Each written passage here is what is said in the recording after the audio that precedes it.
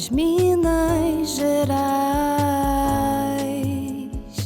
Oi pessoal, eu sou Thaís Polimene, sou curadora, roteirista e apresentadora de 3 videocasts, As Minas Gerais, que é isso que vocês estão assistindo, Profissões da Economia Criativa e Utopia 2222. Sou uma mulher branca, tenho cabelo liso, castanho, comprido, tenho franja, tenho olhos castanhos, estou com um brinco vermelho, um batom rosa, um vestido estampado de oncinha, um vestido verde com estampas de oncinha marrom, verde, meio vermelho, meio laranja. E aqui na minha frente está a Márcia Brito. Pode se apresentar, Márcia. Boa tarde, meu nome é Márcia Brito, sou procuradora federal e membro da Escola Paulista de Psicanálise junto com a Thaís. Sou uma mulher branca, cabelos castanhos claros com mechas. Estou com É verdade, fone. Eu estou com um fone, tirei meus brincos e uma roupa bege. Uso um relógio grande para acompanhar as minhas horas. E é um prazer estar aqui com todos vocês. Seja bem-vinda, Má. Obrigada. Esqueci de também falar das minhas tatuagens. Porque tatuagem é um negócio que faz tanto parte da gente que a gente até esquece de comentar. Tem uma tatuagem no braço direito, escrito Let It Be. E no braço esquerdo, escrito Tudo Acontece para o Bem. Essas são as que aparecem. E entre a gente tem uma televisão com o logo das Minas Gerais, com 3 mulheres. Um logo vermelho, marrom, amarelo, verde e laranja. E hoje a gente vai falar sobre autoconhecimento e psicanálise, né? Como a Má já falou, a gente se conheceu na Escola Paulista de Psicanálise. E é um tema que eu amo falar, antes mesmo de começar a estudar psicanálise. Eu queria começar por isso. Por que você decidiu estudar psicanálise, ser psicanalista? Bom, se eu tivesse tido a opção no início da minha vida de seguir uma carreira que fosse da alma, eu teria feito medicina, mas eu precisava trabalhar. Gente, eu também, até a 7ª série eu queria ser médica. Sim, eu precisava trabalhar e não tinha como pagar uma universidade, teria que passar numa universidade pública e não teria como fazer cursinho e trabalhar. Na época eu trabalhava numa multinacional. E se fosse ser médica, eu gostaria de ser neurologista ou psiquiatra. O tempo passou e optando por ajudar minha família a melhorar de vida, porque nós éramos de condições muito simples, eu pensei, vou fazer direito. E tendo feito direito, uma paixão também, porque direito é vida, direito é tudo aquilo que rege a vida em sociedade. E muito me realizou, eu passei no concurso, assim que me formei, já trabalhava no tribunal desde o primeiro ano da faculdade concursada. Quando me formei, já ingressei, aí estudei um tempo, queria ser magistrada, mas a vida me levou para a Advocacia Geral da União, que é uma grande paixão. E fui muito feliz, sou muito feliz, ainda atuo. Passado um tempo em que os meus filhos cresceram um pouco e você começa a olhar mais para você novamente, para os seus sonhos, eu falei, agora é o momento de voltar para a psicanálise. Como paro e me aposento em menos de 4 anos, a psicanálise será aquilo que eu vou envelhecer junto com ela, estudando, lendo, contribuindo para a humanidade até o último dia da minha vida. Antes da gente entrar na psicanálise, eu fiquei com uma dúvida. E é uma dúvida que eu sempre tive, e eu acho que você é a pessoa ideal para explicar. Qual é a diferença entre ir para o magistrado e para a Advocacia Geral da União?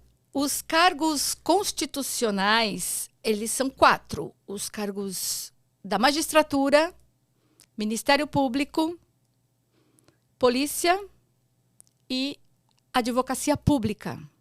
A magistratura, existe a magistratura federal e a estadual, Ministério Público Federal e estadual, Advocacia Geral da União, que são os advogados públicos, que são divididos em 4. Procuradoria da Fazenda Nacional, advogados da União, procuradores federais, que é o meu cargo, e procuradores do Banco Central. No estado também tem os procuradores do estado e no município, procuradores do município.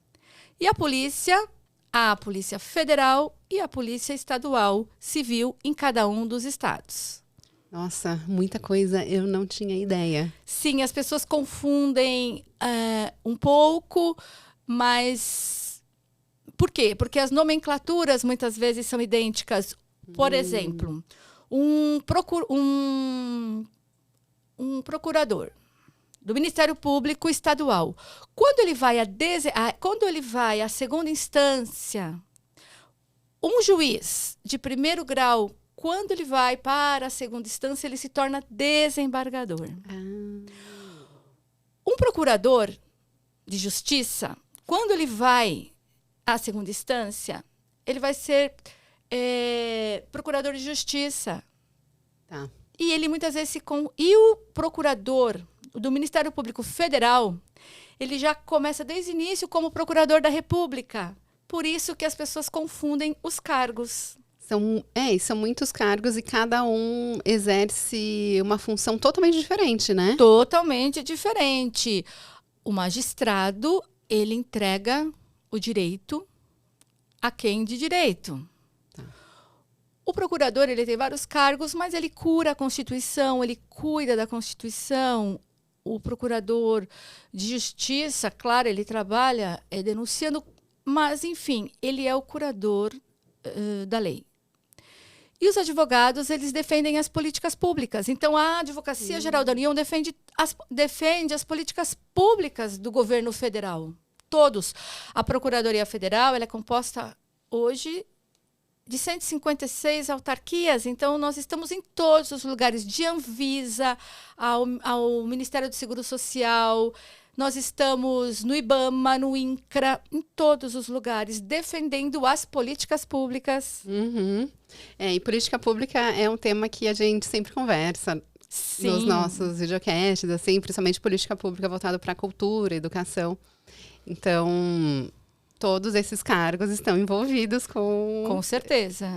com essas políticas públicas. Mesmo porque onde existe a lei, onde existem regras que regem a sociedade, nós estamos, os cargos constitucionais estão atuando. Justamente para dar a possibilidade de uma vida pacífica em sociedade, para que não haja uma desgovernança, para que as pessoas elas têm toda a liberdade de agir em tudo aquilo que não é proibido. E ela segue os ditames das leis, das normas, da Constituição. E você consegue ver uma semelhança entre o que você faz e a psicanálise? Sim, porque, na verdade, toda pessoa que atua com o direito atua com lei. Mas atrás da lei, ela está regendo pessoas. Por trás de todo o processo, existem pessoas envolvidas. E todo o processo em que há estas pessoas envolvidas, existem corações, esperanças, ansiedades, pressa. Esses dias eu fiz uma publicação no meu Instagram, no meu perfil, falando exatamente sobre isso, sobre as emoções envolvidas, o direito e as emoções. Numa ação, em qualquer processo, as pessoas ficam ansiosas por terem o direito garantido e entregue pelo magistrado na sentença, pelo tribunal, em um recurso. Em um processo criminal. Ok, uma pessoa cometeu um crime, ela vai responder perante a sociedade, perante a justiça. Mas por trás deste processo há uma pessoa. Ela vai ser punida, mas dentro das regras da lei, e só a lei pode puni-la. Sem maltratos. Claro que a gente não vive em um mundo ideal, mas o ser humano, ele merece todo o respeito. Então, qual é a semelhança? É a vida, são as emoções envolvidas. Atualmente, eu atuo no direito previdenciário, mais precisamente atuo na equipe de tribunais com direito acidentário.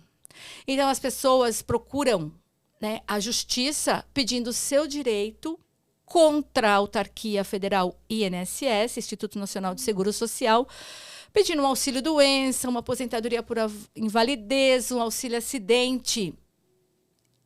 E muitas vezes um processo desse é a vida da pessoa que está em jogo. É o direito da pessoa ter o seu status de ser humano garantido para a sua subsistência. Então, olha como envolve emoções. Claro que defender as políticas públicas é defender aquilo que está previsto na lei em prol daquele que nós defendemos, que é o governo federal. Mas fazemos acordos quando o direito está reconhecido e agimos sempre dentro da lei. Mas, por trás de tudo isso, tem muita emoção envolvida por parte daquele que pede, que está doente, que sente que o seu direito não foi atendido, enfim. E na justiça privada, vamos dizer assim, no processo privado entre duas pessoas, porque existe o processo entre pessoa e Estado. Quando uma pessoa pede um direito acidentário ou previdenciário, por exemplo, ela está litigando contra o Estado. Tá. Assim também, um réu no processo criminal. É a justiça e o réu. Existe uma vítima. Existe uma vítima por trás, esperando que a justiça seja feita, mas é réu respondendo para a justiça.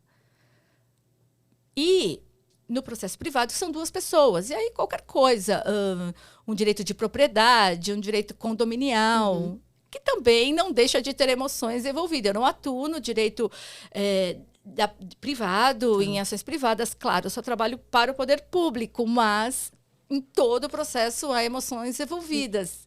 E muitas vezes, muitas pessoas ficam doentes emocionalmente, pela espera, pela insegurança. Então, sim, todo esse liame, eu sempre gostei muito de pessoas, eu gosto muito de gente, Também. eu gosto da emoção, eu gosto da mente da pessoa, do funcionamento, porque tem um ideal de um mundo melhor, de um mundo que funcione com pessoas felizes, com pessoas desenvolvidas emocionalmente, intelectualmente. Claro que a gente não pode fazer tudo, mas a gente nós podemos ser um grão de areia nessa praia que é a vida, atuando também com esse ideal.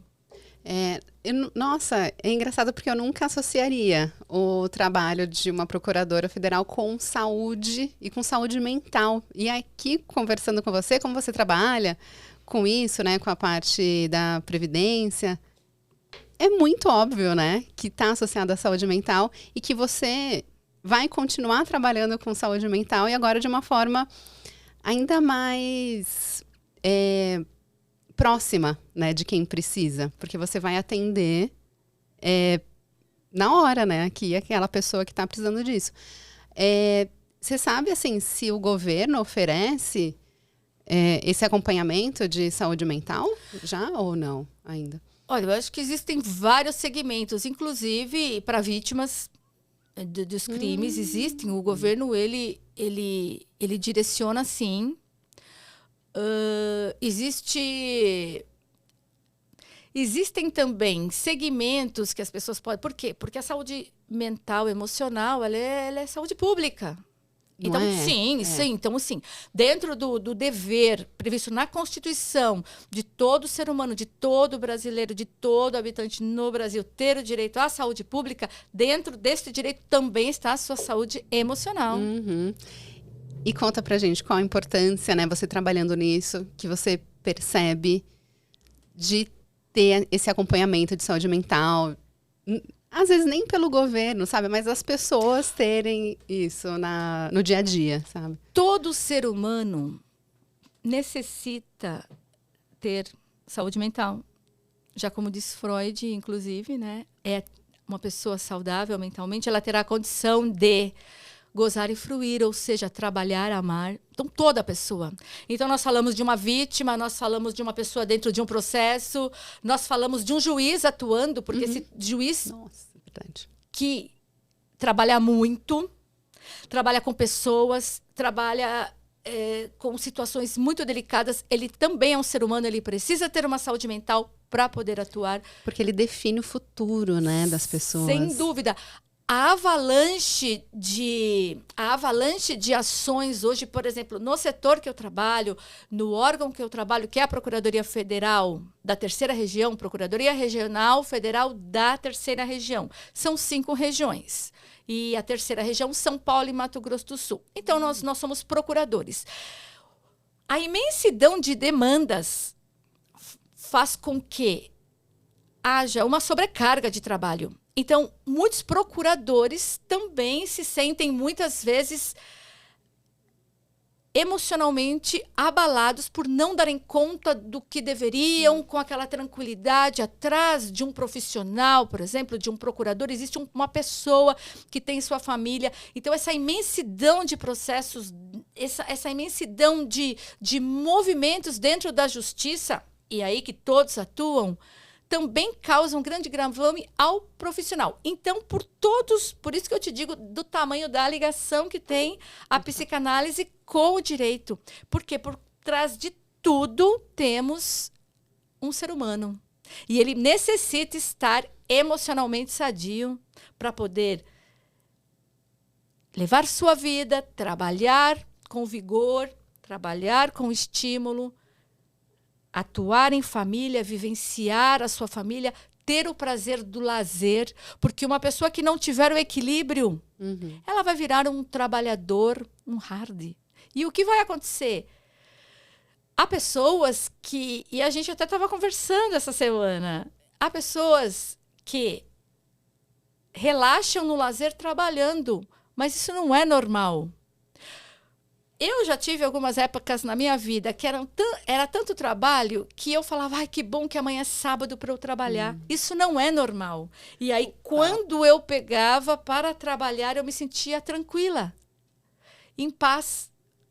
Porque eu estava tendo um tempo, mas isso não é emocional. Isso acontece muito com as pessoas. Então, imagina, aí elas negligenciam a sua família, o seu lazer, os seus amigos, em prol do trabalho. Por quê? Porque ela está tão atormentada, ou ela está tão assoberbada de trabalho, que ela vai relaxar nos seus momentos de lazer trabalhando. Isso não é um bom sinal.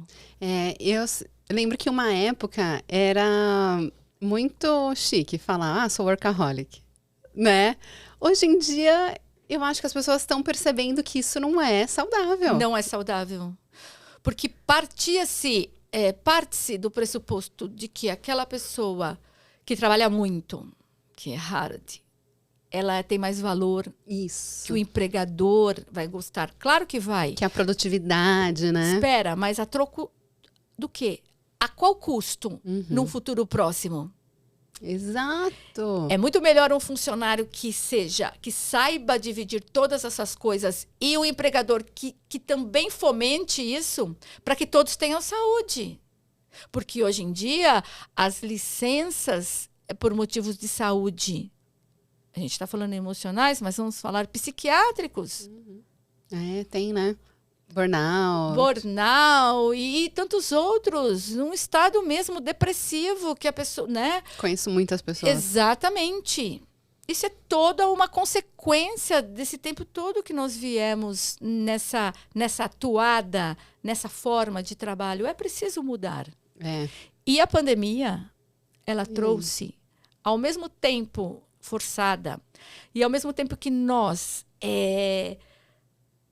evoluímos, vamos dizer assim, em informática há muitos anos. Aquilo que nós faríamos daqui a alguns anos, começamos imediatamente na pandemia, e todos de forma remota. Essas pessoas, claro, a pandemia era um momento triste. As pessoas estavam afastadas dos seus familiares, dos seus amigos. Era um momento triste, principalmente para aquelas pessoas que vivem sozinhas. Mas elas pegaram e iniciaram um maior conforto no seu lar, trabalhando de forma remota. Mas o que aconteceu também? Não havia um momento de parar. E eram 9 horas, 10 horas da noite, todo mundo estava como se fosse 2 da tarde. É verdade. Porque não tinha essa separação, né? E essa não separação também agora começa a acarretar ansiedade. A pessoa fala, nossa, mas se eu não atender agora o meu chefe ou minha equipe 9 horas da noite, vão achar que eu não sou um bom funcionário, que eu não estou à disposição. E não é assim. Você precisa delimitar um horário para o seu trabalho com produtividade e para o seu lazer, para a sua família, para você estar com você.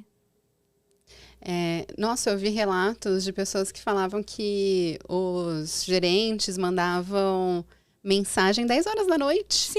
Sim. Sem o menor filtro. Mas como... Assim, eu não entendo como que a pessoa manda uma mensagem às 10 da noite. Por quê? Sabe? Porque se torna normal. Eu mesmo na minha equipe, quando trabalhávamos presencialmente, estávamos todos lá. E hoje Sim. temos teletrabalho regulamentado. Mas você perde um pouco esse parâmetro do horário. Eu percebo porque eu converso em equipe, 8, 9, 10, eu falo, mas espera. Uhum. Às vezes falo para minha chefe, nossa, você não vai descansar, porque ela está ali, mandando Entendi. e-mail à noite, a todo vapor. Será que, né, assim, falando de autoconhecimento e saúde mental no geral, não tanto focado na psicanálise, tem muito essa teoria do mindfulness, né, que é a atenção plena. Essas pessoas que eu percebo que mandam mensagem 10 horas da noite estão totalmente fora de si e não conseguem enxergar que, nossa, não, peraí, a gente tem um horário de trabalho, agora são 10 horas da noite, dá para esperar até amanhã. Mas por isso que hoje vem e vemos tanta doença emocional, tanta ansiedade. Porque essa atenção plena, ela tem que ser direcionada para os vários segmentos da sua vida. E eu que gosto muito, falo no meu perfil, fiz vários cursos sobre gestão do tempo. Muitos. Perfeito. Aqui na Itália, tenho vários cursos porque amo Legal. o assunto. Qualquer Nossa, dia a gente amo pode esse falar assunto sobre também. gestão do tempo. Desde o início, o que é o tempo, o que é o tempo... A gente tem um videocast do Utopia que a gente falou sobre o tempo. O tempo Cronos, o Kairos. O Cronos que é o cronometrado e o Kairos que é o prazer de viver, que ele não tem tempo, então você não sente o tempo passar. Eu fico aqui com você e eu sinto o tempo passar. Isso é o Isso. Kairos. E o Aham. Cronos? O Cronos é o cronometrado. Nós temos que estar daqui a pouco em tal lugar ou temos uma reunião. Esse é o Cronos. A pessoa que vive só no Cronos, ela não consegue viver o Kairos. E o que acontece? Essa, como é que eu posso dizer de uma forma simplificada? Essa produtividade ou essa atenção plena, ela tem que ser delimitada no seu tempo. E como você consegue fazer isso? Sabendo, primeiro agora a gente entra no autoconhecimento. Se você tem um autoconhecimento, se você realmente se conhece, você conhece quais são as suas prioridades de vida. E será que para algum ser humano só o trabalho é uma prioridade? Não existe mais nada além disso? Existe. Então, o que ela precisa? Ela precisa saber quais são suas prioridades. Família, trabalho, lazer, que é vida social, amigos. Como é que vai dividir isso? Olha, eu vou dividir isso... Nós temos 24 horas por dia, nós temos uma semana, então como nós vamos dividir isso? Se eu trabalhar com atenção plena 8 horas por dia, olha o quanto me sobra. Para uma atividade física, uma caminhada, aí eu posso estar com um amigo. E para a minha família, quanto eu vou ficar realmente com a minha família? As mães com seus filhos? E aí existe um outro ponto que muitas mães que não trabalham, gostariam de trabalhar, e as que trabalham têm muita culpa em deixar seus filhos. E uma coisa que eu sempre falo nas palestras que eu tenho a oportunidade de estar para falar, eu falo que a qualidade de convivência ela é muito diferente da quantidade. Porque existem mães, por exemplo, que ficam com seus filhos e porque elas não estão felizes, porque elas não estão atendendo todas as suas prioridades de vida, e uma delas é produzir, elas ficam por dentro infelizes. Isso acaba, muitas vezes, sem paciência, Verdade. nervosas, ou não completas ali. Uhum. E elas estão sempre desfocadas. Como você falou, de uma pessoa que não tem limite. E, muitas vezes, uma pessoa que trabalha, que ela coloca atenção plena, 8 horas de trabalho, vai para casa, consegue ficar com seus filhos, que seja 1 hora, olhando no olho, ouvindo, cantando uma música, lendo um livro, jantando junto, dizendo, eu te amo, deixando o celular. Porque a criança muitas vezes percebe que uma mãe, que um pai não larga o celular, e aí aquele profissional que a gente estava falando, que ele está totalmente desfocado, disperso, ou totalmente sem conseguir separar as suas prioridades, ele vai estar o tempo todo ali. E essa qualidade aqui não terá. Então, essa é a necessidade do autoconhecimento para a gestão do tempo, para daí ter uma saúde emocional e uma qualidade de vida. Isso que você falou do celular, o mindfulness fala muito disso, né? Que a gente não consegue fazer várias coisas ao mesmo tempo. E as pessoas que ficam com a família, mas aí também estão trabalhando, estão achando que estão otimizando o tempo, mas não, porque o tempo de qualidade não existe quando você está fazendo várias coisas ao mesmo tempo, né? Sim, e as crianças, elas sabem muito. Percebem, né? Percebem muito. Eu lembro que um dia eu estava no celular, era uma época que eu estava como representante da Associação Nacional dos Advogados Públicos Federais, e aí o meu trabalho realmente aumentava em muito, porque além da Procuradoria Federal, eu ainda tinha essa jornada que eu tinha que dar atenção, muitas vezes corrigindo textos, porque eu era diretora adjunta da comunicação da associação. E eu lembro que eu estava no celular e meu filho querendo falar e ele fez um teste comigo. Mãe, a capital de tal lugar é tal. E eu falei, Ele, nossa. Nem prestou atenção. Não prestei atenção. Então isso, eu vivo dentro de casa. E quando você percebe isso, fala, olha que erro. Isso é um erro. E eles percebem muito criança de 3 anos, criança de 6, de 8, de 10 adolescentes. Eu até comentei nesse videocast que a gente falou sobre tempo, sobre um filme que tem na Netflix que chama Era a Hora. Como que é? Acho que já era... porque é em italiano, eu acho que em italiano Era a Hora e aí foi trazido para Já Era a Hora, uma coisa assim. Tá. E fala sobre o tempo. É um filme, assim, bem gostoso de assistir. Não assisti, vou assistir. E aí tem uma cena que acho que você vai gostar. Porque é bem isso que a gente está falando. A criança vira pro pai e fala, pai, eu queria passar mais tempo com você. Aí o pai fala, mas o que você quer fazer? Você quer, sei lá, tomar um sorvete, jogar um videogame? Não quero fazer nada, só passar o tempo, porque quando eu tô com você, você tá no celular. Gente, é muito emocionante. Exatamente isso. Eu acho que quem escreveu deve ter passado por isso, né? Com certeza. E quem já passou por isso e percebeu, consegue modificar, prestar mais atenção e também poder falar isso para as pessoas. Total. E pela própria experiência, a gente consegue fazer com que as pessoas se identifiquem e também mudarem, né? Exatamente. Por isso que eu sempre digo, porque assim, eu senti culpa. Eu acho que toda mãe que trabalha muito sente muita culpa. Culpa materna. Culpa sempre vai ter, de deixar o seu filho. Mas quantas pessoas... E aí que a gente vem e fala, né, do autoconhecimento. Quantas pessoas não estão fora de casa e também não estão de corpo e alma? Justamente porque no seu interior tem um monte de faltas. E aí, qual é a consequência? Algumas pessoas, e eu também amo o assunto, eu falo muito no meu perfil sobre a psicoeconomia, que é a compra e o consumo por trás, as emoções por trás do consumo. Então, ou a pessoa vai comprar demais, ou ela vai achar muitas coisas para fazer, no celular, em grupos, em reuniões, até às vezes coisas que não tem muito valor ou não tem muita importância, mas ela precisa preencher o seu tempo, porque há um vácuo. Mas ao preencher o seu tempo com isso, ela não vai estar com seus filhos. Ou se estiver, está nervosa. É bem delicado. E cada um vai ter também um caminho próprio, né? E eu acho que a psicanálise mostra muito isso, né? Sim, o desenvolvimento, ele é individual de cada ser humano. É um caminho solitário, inclusive. Às vezes converso com muitas pessoas e falo, nossa, eu comecei a mudar e é tão difícil porque eu enxergo outras pessoas de uma forma que ficou muito mais difícil. E eu digo, porque o desenvolvimento pessoal, ele é único, ele é singular e ele é solitário.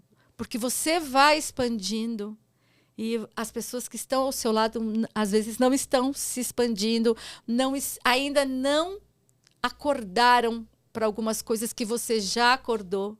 Então, te resta seguir. Sem prepotência, claro, porque tem pessoas que quando toca o sininho ou acende a luz da mente e ela vai se expandir como pessoa, ela fala, nossa, mas aquelas pessoas não estão à minha altura. Não é assim. Não. Todos são seres humanos, cada um no seu tempo. Então, também, agir com soberba, eu sou melhor porque eu já estou em uma fase de entendimento superior, também não rola, não é o caminho.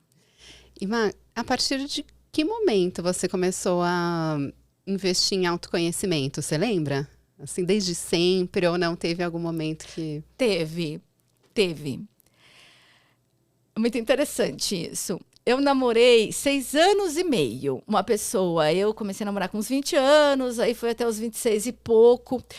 E um relacionamento, eu ia até me casar, e aí tinha caído na rotina já em namoro. Que bom que não casamos, né? E eu lembro que quando terminou, e eu sofri muito, eu passei a repensar algumas coisas. E aí os meus amigos estavam namorando, e eu falava, nossa, eu tenho que começar de novo uma vida sozinha. E nesse momento, eu tive um pensamento. Falei, nossa, mas eu namorei todo esse tempo, eu estive todo esse tempo vivendo, mas eu sinto que eu não vivi. Parece que era um tempo de vácuo. Eu falei, mas espera, o que tem mais? E eu lembro justamente nesta época, eu trabalhava com juiz, eu era assistente jurídico de um juiz, muito preparado para a vida, claro, muito. E eu conversava muito isso com ele. E neste momento eu comecei a ler vários livros e eu comecei a expandir e verificar as emoções e aprender a dar nome às emoções e aprender a refletir mais.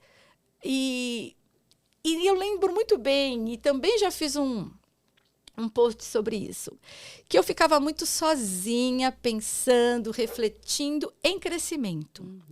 E eu tinha uma amiga, nessa época, que ela tem 9 anos a mais que eu. Então, se eu tinha uns 20 e pouquinho, ela já tinha uns 30 e pouco. Eu era solteira e ela falava assim para mim, eu não fico sozinha. Eu não fico quieta porque pensar dói. E aí eu pensava, já naquela época, eu pensava, nossa, imagine o interior dessa pessoa que não consegue estar com ela, pensar nas suas coisas. Deve ter muita dor aí dentro. Então, eu lembro que foi assim. E nunca mais parei. Sempre lendo, sempre buscando, sempre com o ideal de um mundo melhor. Depois eu tenho um projeto social que eu gosto muito de atuar. Eu brinco sempre que é um grupo de pessoas que têm condições financeiras. Então, eu pego o dinheiro de quem tem para entregar em quem não tem. Então, eu sempre tive essa coisa de você realmente expandir a vida. E esse caminho todo me fez muito feliz. Me fez uma pessoa muito realizada. E aí, cada vez mais você quer, e aí você quer passar a contribuir, porque quando a vida não cabe em si, é preciso extravasar. E aí eu hoje, gosto de falar, sempre que tenho oportunidade, falo. Em lugares, em igreja, enfim, onde me chamam, eu estou indo em grupos de treinamento. Para compartilhar, né? Para compartilhar, para contribuir. E aí, lá naquela época, você já começou a fazer análise? Sim, sempre fui adepta da análise. Porque nesta época, eu tinha muitas inconsistências emocionais, né? Tem pessoas que não param para pensar o que eu vou fazer com isso, comigo, como eu vou melhorar. Eu lembro que a primeira análise eu tinha uns 25 anos, fui fazer com um lacaniano. Então, e como você escolheu? Porque antes de estudar psicanálise, eu tinha muita dificuldade de entender a diferença entre psicanálise e terapia com psicólogo. Como que você escolheu a psicanálise especificamente? Eu não escolhi, apareceu e eu também não entendia. Tá. E aí eu fui buscar o que você é. Eu sou lacaniano, mas eu não entendi então que ele era um psicanalista. Nossa, me conta, porque eu tenho muita curiosidade para saber como é. Só que foi maravilhoso, foi um divisor de águas. E tudo que pode acontecer numa terapia aconteceu. Ele se chamava Cláudio, que era o nome do meu antigo namorado. Olha a transferência. Já começou. Sim. E aí, eu falava para ele, Dr. Freud. Então, eu cheguei lá, num término de um relacionamento, né, tentando renascer, assim, para a vida, para as coisas, para uma Márcia que eu queria ser, né, enfim. E fui fazer terapia. E aconteceu a transferência de que eu via um ideal no psicanalista, me apaixonei, falei, não quero, vou embora, e fui, depois voltei.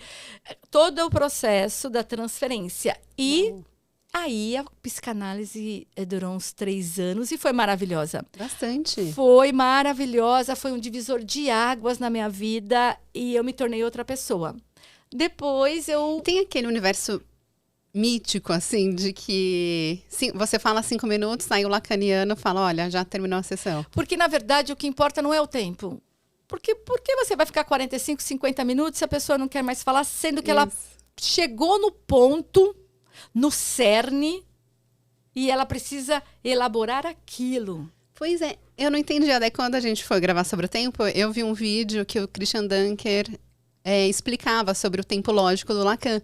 Que é isso, a pessoa não precisa ficar 50 minutos, sendo que em 5, ou 10, ou 15. Porque se ela chegou num ponto, ela vai ficar olhando, porque ela está parada naquilo. Então é muito melhor você ir embora, elaborando tudo aquilo e voltar depois com a devolutiva e a continuidade. Porque a gente pensa, nossa, eu paguei 50 minutos, fiquei 5, né? Sim. E não é isso. Não é. É a qualidade do tempo, tem todo né? um propósito. E lembro, o lacaniano, ele é mais calado, pelo menos aquele era, me incomodava. Hoje eu sei que o silêncio diz muito. Por que o silêncio me incomodava tanto, legal. né? Sim. E depois, em pouco tempo, eu fui fazer terapia comportamental, também fiz alguns anos, foi bem legal. Mas hoje, aí então tendo tido essas duas experiências, e hoje faço como a psicanalista, né? Hoje eu vejo que gosto muito da análise, acho a psicanálise mais profunda, porque é realmente um tratamento, não para o seu cotidiano, não que a gente não trate do cotidiano, mas para as suas dores, para as suas escuridões, para os seus recalques. E além da psicanálise, quais outras atividades você faz relacionadas à saúde mental, autoconhecimento? Eu sei que você faz bastante coisa. Aliás, daqui a pouco você já vai ter uma atividade que eu acho que ajuda também, né, a saúde mental. Sim, com certeza. Eu acho que o que eu faço, além disso, bom, o estudo da psicanálise já é um autoconhecimento inacreditável. Inacreditável. E quando você analisa alguém, automaticamente também você está se desenvolvendo. Teve uma atividade, acho que foi exercícios da clínica. Sim. Eu esqueço. Eu me confundo lá nos nomes dos cursos lá da IPP. Que o Alê comentou isso, que cada paciente vai te ensinar alguma coisa. Sim. Você vai se desenvolver mais. Além disso, o que eu tento fazer, eu gosto muito de meditação, eu gosto de acupuntura, eu gosto dessa vida, eu gosto de atividades físicas, eu caminho com o meu marido. Você faz mergulho também, né? Mas esse é o meu hobby, essa é a minha paixão. E muito interessante que eu fui fazer uma certificação internacional em janeiro. E antes de irmos para o mar, nós fazíamos na piscina. E eu estou bem acostumada já a mergulhar. E tinha uma pessoa que nunca tinha feito piscina. E ela era adepta da yoga. Eu falei, você vai se sentir em meditação quando você estiver abaixo, na outra atmosfera. Porque nós temos aqui uma atmosfera, nós descemos e muda, né? Vai mudando. Quanto mais a profundidade, igual, na verdade, quando você está no espaço. Então, a sensação ela é maravilhosa. E o fundo do mar, para mim, é realmente uma poção mágica, um remédio para as emoções, porque é um momento que eu consigo estar comigo e com a minha respiração. Em um outro mundo que não é meu, que eu preciso respeitar, que eu não posso nem tocar, que eu quero ver e que eu sinto amor. E o amor que se desenvolve, ele é inexplicável. Eu estava mergulhando no Chile, em Algarrobo, no Pacífico Sul, em janeiro. Em um mergulho tinha um coral, e aí você vê, às vezes, vendendo corais nos lugares. Você fala, como alguém tirou esse coral vivo, né, para usar? Porque o coral é o protetor do mundo subaquático. E o coral, ele abria e fechava. E quando ele abria, tinha um peixinho que parecia um bebê piscando, escondidinho. Então ele fechava. E eu ficava olhando. E ele abria e ele estava ali escondidinho olhando para mim. Então foi uma interação. Esse é o fundo do mar. E eu amo e pretendo... Outro dia eu estava falando para o meu marido, pretendo mergulhar até uns 65, 70 anos de idade. Nossa, você falando, tô aqui viajando. Eu acho que dá para fazer uma analogia do fundo do mar com a psicanálise, né? Porque a psicanálise, a gente mergulha dentro da gente. O fundo do mar, apesar de ser um ambiente que a gente não conhece, a gente faz parte desse planeta. Claro. Então, assim, você não vai tocar, mas você vai ter o conhecimento daquilo. E é igual a psicanálise, a gente vai ter o conhecimento do Sim. inconsciente, né? Sim. Tem tudo a ver. Você pode até tocar, né? Você tem que saber no que você está tocando. Você pode Isso. contaminar, você pode machucar. Existem pessoas desavisadas que pegam um tipo de peixe que esse é maravilhoso. Eu não lembro o nome, parece um bebezinho. E ele é tão lindo que as pessoas querem pegar. E quando pega, ele fica tão nervoso e estressado que ele incha. Você não pode tocar. Você não pode mexer. Você tem que ter muito respeito. Sim, nós fazemos parte desse planeta. Você só precisa ter conhecimento para que seja um esporte seguro. Então, vamos dizer assim. Mas sim, aliás, quando você entra no fundo do mar, você está com você. Você depende de todos os seus sentidos atentos para a respiração, para a flutuabilidade. Então, sim, tem uma ligação, sim. Aliás, se todos soubessem e pudessem, eu queria que mergulhassem uma vez na vida. E para ter essa experiência do que é não ter mais nada além de você, sua respiração e sua mente. Eu nunca mergulhei. Só assim, né? Normal, né? Piscina, mas podemos não ter a experiência, sim. Você vai num Discovery. Que legal. E aí, só para completar, né, essa análise que você fez, na psicanálise, a gente também tem que saber no que tocar, em qual momento, né? Porque às vezes não é aquele momento que a gente vai tocar naquilo que vai ser benéfico. Sim, é o que a gente aprende, a sensibilidade do analista, porque está com um ser humano em sua frente, querendo se descobrir, sem conhecer a sua escuridão, a sua mente, as suas dores. Às vezes agindo e reagindo no seu cotidiano, sem entender por quê. Eu queria melhorar a minha ansiedade, eu queria melhorar a minha dependência emocional, eu queria melhorar a minha falta de confiança, né? Uhum. A minha não autoconfiança. E aí a pessoa começa a fazer análise e o analista consegue intuir algumas coisas. Mas ao momento de falar para a pessoa, ela está preparada? Como você vai colocar isso para uma pessoa? Uhum. Então, eu acho que essa é a grande arte de saber o momento em que você vai colocar uma interpretação. Mudou alguma coisa, assim, de como você via a psicanálise antes de estudar psicanálise e agora? Na verdade, estudando psicanálise, eu volto e começo a compreender tudo que vivi fazendo a análise. Olha. Então, isso é muito rico. É uma experiência diferente da minha, porque eu não tinha feito análise.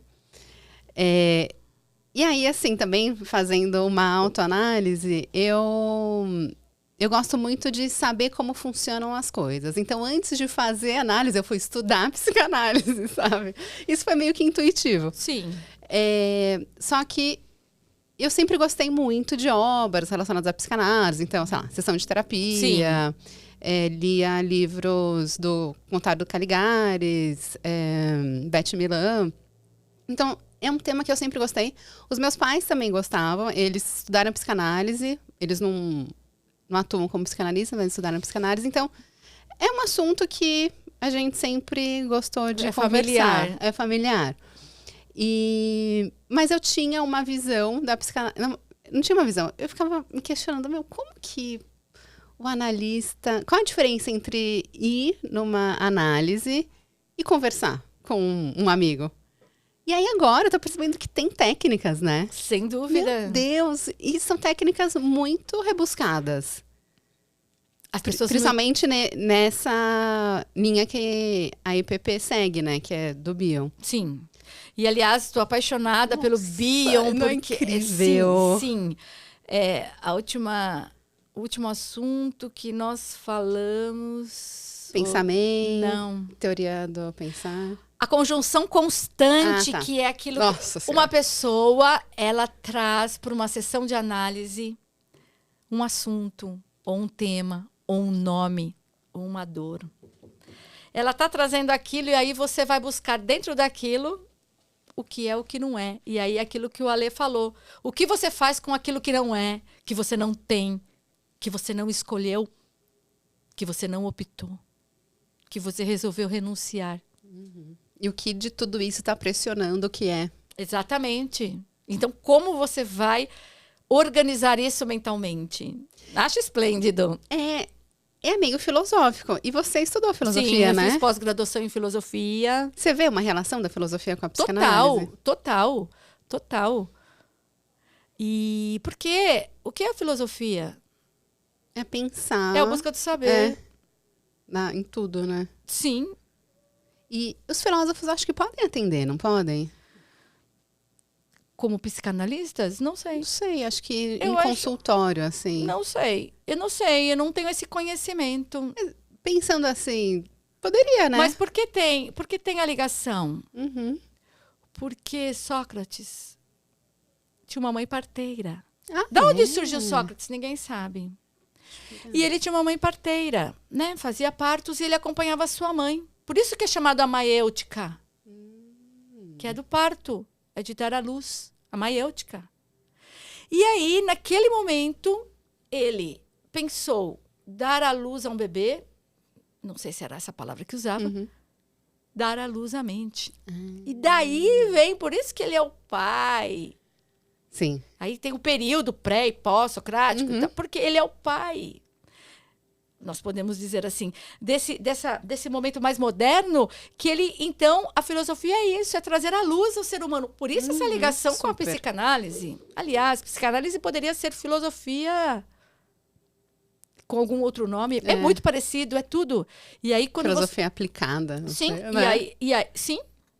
E aí, quando nós estudamos em psicanálise, a arte que imita a vida, as experiências emocionais a partir de um quadro, de uma música, tudo isso está muito ligado à filosofia, porque qualquer curso de filosofia você vai estudar filosofia política, da arte, da filosofia da arte, Que legal. como se observa.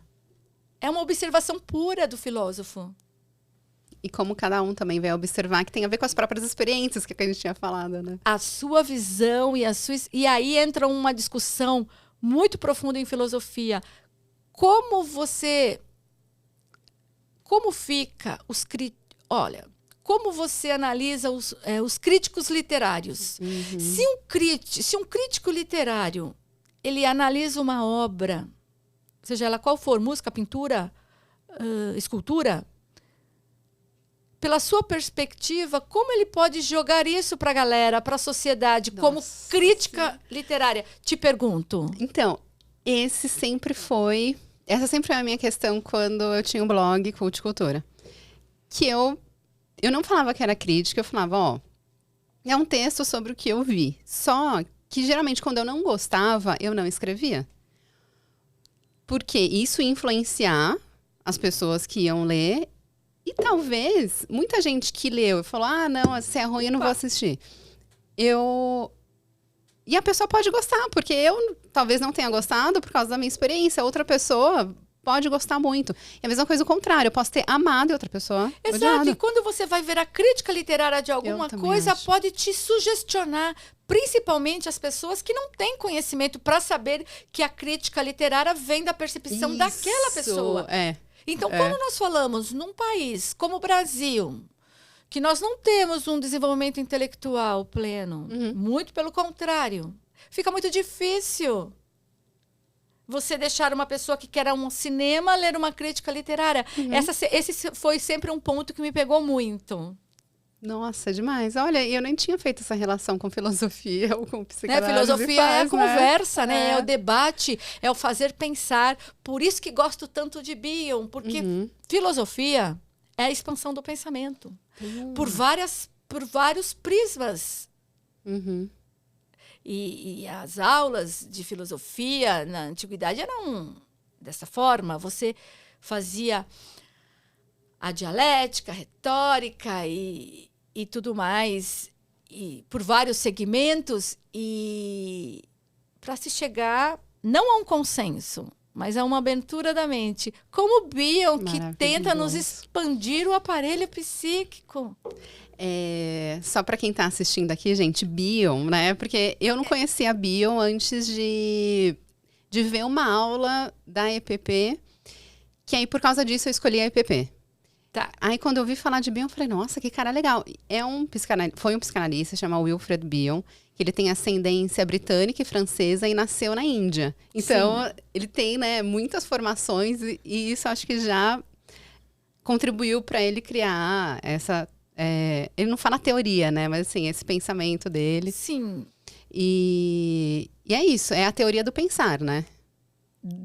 Da capacidade de pensar, né? E tem uma coisa de Bion que eu acho muito legal, que eu até depois... Eu tô para comentar com o Léo sobre isso, que o Léo aqui é o meu sócio e tá acompanhando a gente.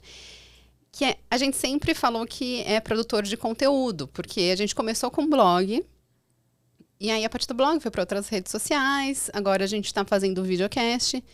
Mas estudando Bion, eu percebi que eu nunca quis ser produtora de conteúdo. Eu sempre quis ser produtora de continente. Da expansão, sim. Porque eu não quero entregar o negócio que está pronto. Eu quero que as pessoas peguem aquilo e abram, sabe? Para que aumente a capacidade de pensar a partir daquilo. Como se, assim, você entregasse um bolo e fala, descubra uma forma como ele foi feita. É como você pegar um prato de comida muito gostoso numa gastronomia intrigante e você tentar hackear mentalmente, né?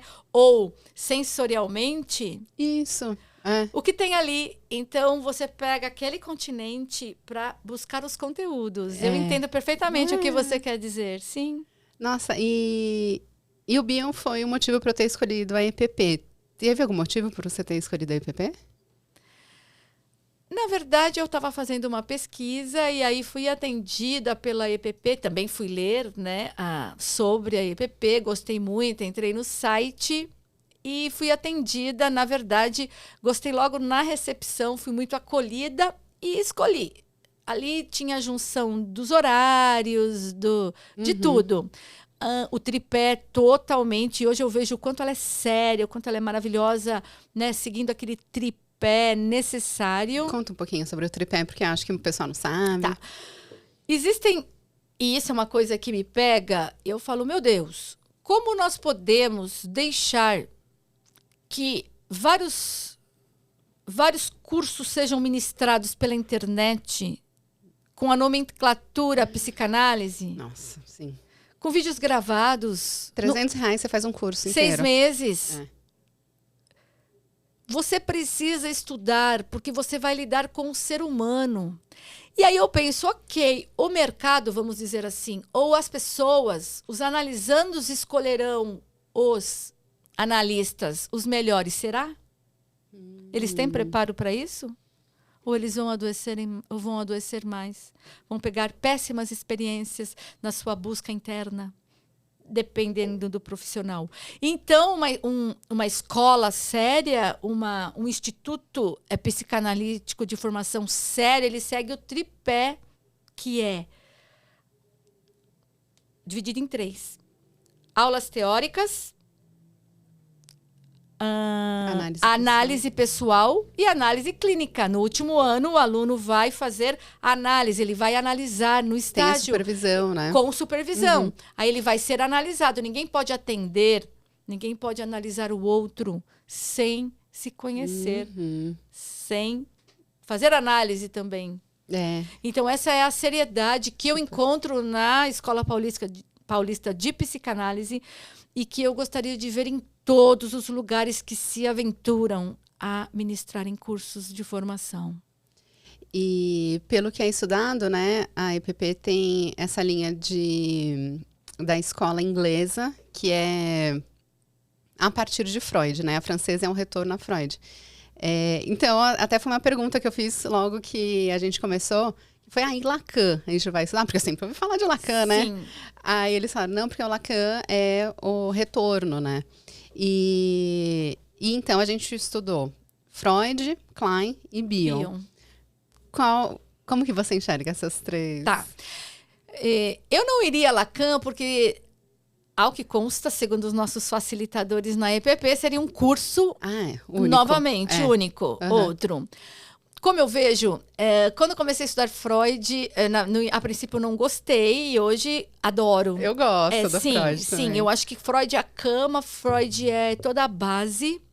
Passamos por Melanie Klein, que eu acho que a gente leva para a clínica muita coisa, mas para mim realmente foi uma passagem. Para mim, eu me concentro em Freud e Bion. Bion como pensamento para o futuro realmente, como expansão do aparelho psíquico, sempre, acho que todo psicanalista baseado em Freud, porque eu não vejo como se um paciente nos trouxer um sonho, você não vá analisar partindo de Freud. E eu sempre gostei, será? Teve um momento que eu acho que eu também ficava meio em dúvida em relação ao Freud, mas eu acho que pelos estudos eu me apaixonei pelo Freud. Gosto muito da teoria dele dos sonhos, da interpretação dos sonhos. Até a gente teve que fazer um trabalho para a gente desconstruir essas teorias e eu desconstruir os sonhos. E eu a transferência. Pois foi super legal, né? Porque a gente se aprofundou ainda mais no que a gente gosta. Sim. E então Freud, eu não sei também se é porque tá muito enraizado na sociedade, né? A gente sempre ouve falar de Freud, complexo de Édipo, assim, todo mundo fala, né? Às vezes não fala com propriedade, mas todo mundo, a maioria sabe o que já ouviu falar. A transferência, o inconsciente. Então, pode ser que por isso eu tenha me aproximado mais do Freud. Porque aí, quando chegou na Melanie Klein, eu já tinha ouvido falar da Melanie Klein, porque a minha tia é psicóloga e ela até tinha uma gata que se chamava Melanie Klein. Chique! E aí, eu já tinha ouvido falar, sabia que ela cuidava de criança. Era isso. E aí, quando chegou nas teorias dela, eu falei, gente, que loucura. De onde ela tirou isso? Tipo, que o bebê joga pra mãe a urina envenenada e as fezes, não sei o que, as fezes destruidoras lá. Eu falei, gente, onde ela tirou isso? Só que as teorias do Freud também são bem malucas, né? São. Mas eu consegui entender as teorias de Klein partindo para uma coisa maior, para um continente. Por exemplo, eu conseguia imaginar essa criança que nasce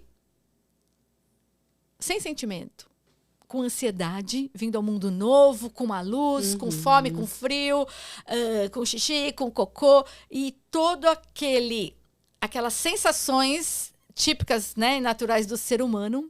Então, ela tinha perturbações. E ela precisa, de fato, resolver isso. Então, ela joga ansiedade, e aí ela está muito nervosa, então ela tenta jogar para a mãe tudo isso, e a mãe devolve de uma forma dando o peito ou dando o aconchego. Então, essa criança, nessa ira, ela aprende na posição depressiva, que vai ter o medo de perder, ela aprende o sentimento. E aí vem o amor. Então, eu consegui analisar Klein por isso. Mas, sim, as teorias são muito loucas. Muito malucas. Uma coisa que eu gosto da teoria dela, que eu tenho usado em várias conversas com amigas, assim, é o sei o bom e sei o mal.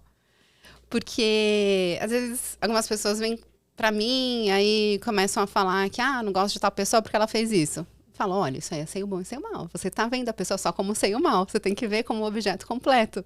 Não é só a parte ruim. Eu gosto muito dessa teoria dela. E você viu que até em Bion nós estudamos o não sei. Tenho Ele, não sei. ele traz. Isso. E vejo, e uma coisa também em Bion, né? Nós trabalhamos com Bion numa experiência emocional, uma coisa mais para o futuro ou atual, sem voltar muito a traumas, sem se preocupar muito com o passado. Mas eu acho que todo analista, ele vai voltar a Freud sim, porque não tem como você desconstruir o id, o ego, o superego. Então, essa teoria do id, ego e superego é maravilhosa. A vinda do ego no declínio do complexo de Édipo, né? Quando vem realmente e começa a imperar o superego, eu acho que não tem como nós não termos como base, como colchão, as teorias de Freud. Eu sou apaixonada.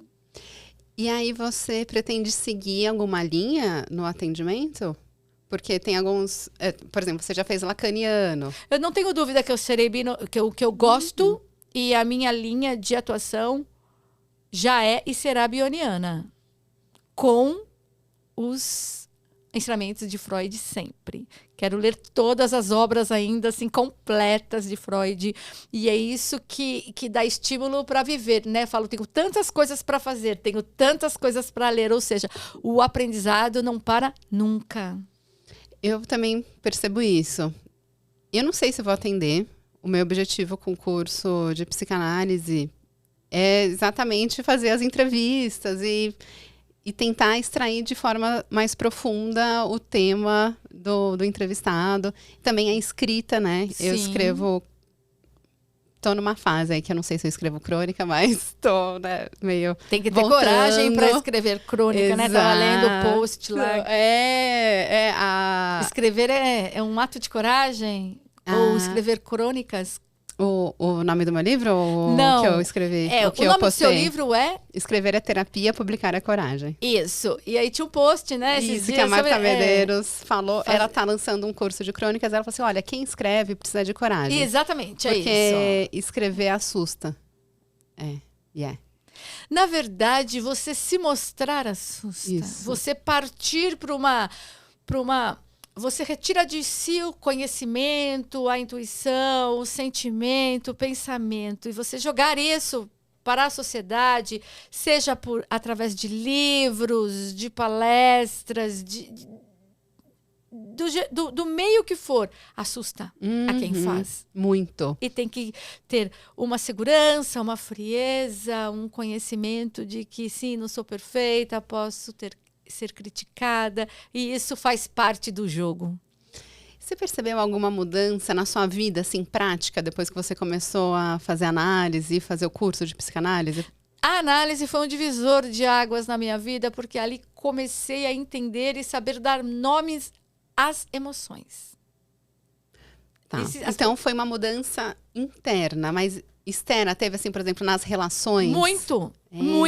Eu acho que o autoconhecimento e o desenvolvimento te faz ficar uma pessoa melhor, mas ao mesmo tempo mais rígida. O que eu quero dizer com isso? Quantas pessoas não suportam más amizades, relações insatisfatórias, porque justamente não se conhecem, não sabem seu poder, não sabem o que está acontecendo ali, não sabem a emoção que está circundando. Então, quando você começa a ter um autoconhecimento, você começa a selecionar muito mais. É isso. Eu tô muito nessa fase. Eu não seria uma pessoa casada se não fosse feliz. Eu sou casada e sou feliz. Porque se eu não fosse feliz, eu não seria casada, porque eu tenho a minha profissão, a minha pessoa, o meu potencial. E queria que todas as mulheres tivessem esse sentimento e essa possibilidade. Então, hoje, não tenho amizade com alguma pessoa, com alguém, por exemplo, que vá, de alguma forma, não vá me acrescentar, porque eu tenho amizades ótimas com, por exemplo, pessoas trabalhadoras no meu prédio, em todos os lugares, e gosto de conversar, e gosto de ajudar. Todo não mundo é isso? acrescenta, né? Exatamente, mas uma amizade que seja tóxica, que te jogue para baixo, que não saiba, por exemplo, nunca te elogiar, que justamente pela insegurança dela ou baixa autoestima, ela precisa te igualar. E como? Te fazendo sentir mal? Eu não tenho amizade. Então, Claro. hoje, e já tive. E já sofri muito em amizades. Então, se você pergunta, isso tudo modificou muito. Inclusive, também parar de me preocupar com pequenas coisas. Coisas que não trazem grandes diferenças na minha vida. E aí, brigo muito pouco, brigo por coisas que valem a pena. Aproveita melhor o seu tempo, né? E a sua qualidade de vida muda, né? Uhum. Eu não vou me preocupar com pequenas coisas. Às vezes eu vejo... teve um problema da minha mãe, um acontecimento bobo, e ela estava tão preocupada com a opinião do condomínio em relação a uma coisa que aconteceu ali, de uma batidinha do meu pai no carro. O que vão pensar? Nada, não importa. Então aquilo foi uma coisa que ela ficou triste, abalada. Não me aflige. Acho que a gente estudou isso, né? Que a pessoa sente o sofrimento, mas não sofre. Ou sofre, mas não sente sofrimento. Que é isso. A pessoa fica naquele sofrimento, mas acaba não conseguindo resolver aquilo. A pessoa... ela sofre, mas não vê o sofrimento. Porque isso é a claridade. Você está sofrendo, Thaís. Por quê? Não sei. Então você sofre, mas você não vê o sofrimento. Tá. Ou eu acho que esse ver o sofrimento pode ser traduzido como você não entende o sentimento. Qual é a sua emoção? É medo, é angústia, é carência, é baixa autoestima? Tudo a ver com autoconhecimento, É frustração. né? Exato. Nomear as emoções. Exatamente. E tem uma coisa que você sempre comenta nas suas redes sociais, que é uma abordagem da psicanálise ou do autoconhecimento voltado para mulheres. Como que é isso? Por que você decidiu falar sobre isso? Bem, porque eu sou uma mulher feminista, que luto pelos direitos, e aí um pensamento muito equivocado. Mulheres feministas são mulheres indelicadas, são mulheres briguentas, são mulheres que são contra o homem. Nunca, gente. Nunca. Mulher não está contra o homem. Mulheres feministas são mulheres que são femininas ou não são, se não quiserem. Elas são o que elas quiserem. Elas lutam pelo seu direito, pelo direito das outras. Elas gostam de outras mulheres. Elas não encaram mulheres como concorrentes. As mulheres devem estar unidas por um bem comum. Elas conseguem ter empatia, sentir a dor das outras e das lutas. Então, eu sou uma mulher feminista, uma mulher realizada, como já sofri muito, já tive muitos desamores, já tive muitas vivências como mulher, né? De um aborto involuntário, a dor, e tudo que uma pessoa pode viver. Vive grandes perdas, grandes conquistas. Então, hoje, eu tenho vontade. E o meu ideal é que o mundo seja melhor. Se eu tiver que falar para alguém, será para as mulheres. E é o que eu faço. Por quê? Porque toda mulher é bela. Toda mulher tem um potencial dentro dela. Se ela está infeliz numa relação, não cabe a nós, inclusive, julgarmos o porquê ela está naquela relação. O porquê ela ainda não conseguiu sair. Porque tem medo, porque tem filhos, porque não produz frutos que lhe garanta financeiramente uma possibilidade. Mas eu queria que todas as mulheres conseguissem olhar para dentro de si e pensar, e ver, e ter certeza, como sou forte, como posso vencer. E é isso que eu faço diariamente, encorajando as mulheres para que se olhem e tentem ver aquilo que dói, e tentem modificar, e que tenham confiança. E você pretende se especializar em mulheres, em atendimento de mulheres, ou não necessariamente?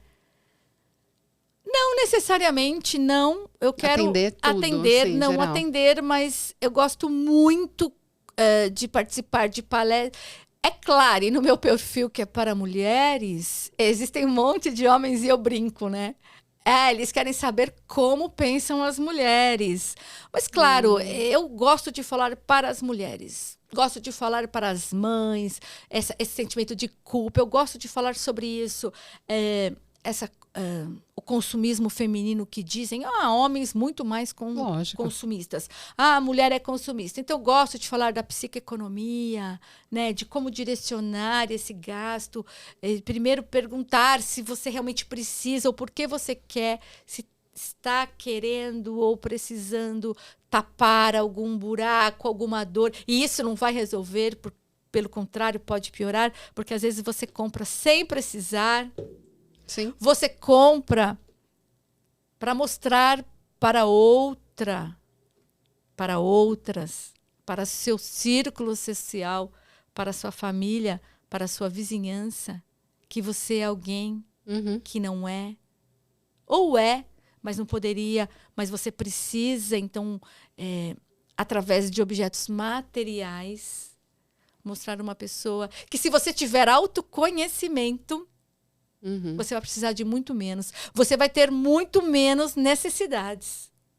Mas não é uma coisa fácil, né? Porque a todo momento a gente é bombardeado de propaganda, de estímulo para comprar e para mostrar para o outro que a gente tem alguma coisa, né? Sim, mas o que eu faço, eu falo muito no meu perfil sobre isso. Eu tento mostrar o que está por trás. As técnicas de vendas. Muitas vezes, as técnicas de vendas. Porque, assim, eu posso te falar, e eu conto, já fiz uma publicação sobre isso, e é uma coisa muito... que traz clareza à nossa conversa. Minha filha, com 8 anos, seria a bodas de ouro dos meus pais, então ela tinha que comprar um vestido. E ela queria um vestido de princesa, porque ela iria entrar com as alianças dos avós. E eu fui com ela a uma loja de aluguel de roupas. E na loja, a atendente, ela experimentou um vestido lindo, mas eu percebi que ela estava meio insegura. E a atendente começou assim, nossa, você parece uma princesa. Nossa, você precisa levar este agora, senão vai chegar outra menininha e vai levar. Eu falei, olha, primeiro, se chegar outra menininha e levar, ótimo para outra menininha. Porque ela pode ter certeza, a minha filha está insegura. E se ela voltar aqui e levar este vestido, eu vou procurar outro aqui ou em várias lojas. O que não pode é você amedrontar a minha filha e fazer com que ela leve alguma coisa por insegurança. Então, isso eu falo muito. A técnica de venda. Isso é uma técnica de venda, de deixar o outro inseguro. Da imediatidade. Olha, Thaís, você gostou desse sapato? Só tem esse, é o último. E você vai levar por medo. Tenha segurança, é o último, mas tem tantos outros. Olha, se esse acabar, a próxima coleção vai vir um muito melhor. É o pensamento da escassez, né? A economia é a ciência da escassez. Então, todo mundo está correndo atrás do dinheiro. Eles estão correndo atrás do seu dinheiro. O que você vai fazer com o seu dinheiro? Você pode fazer o que você quiser. Pode comprar um sapato de R$1.000, se você puder. Mas desde que você realmente precise e tenha certeza. Então, esse bombardeamento. Muitas pessoas estão tristes, começam a rodar redes sociais. E aí vem bombardeada de cursos, de fórmulas milagrosas, que vai te tornar uma grande mulher. No meu perfil eu não vendo nada. Porque é isso, né? Não é só produto que a gente acaba gastando dinheiro. Também tem esse monte de curso. Que, olha, se você comprar agora, você ganha 50% de desconto. Mas, isso, produto intelectual que estão vendendo. Então, aprender a se vestir, ótimo. Você pode fazer um curso desse.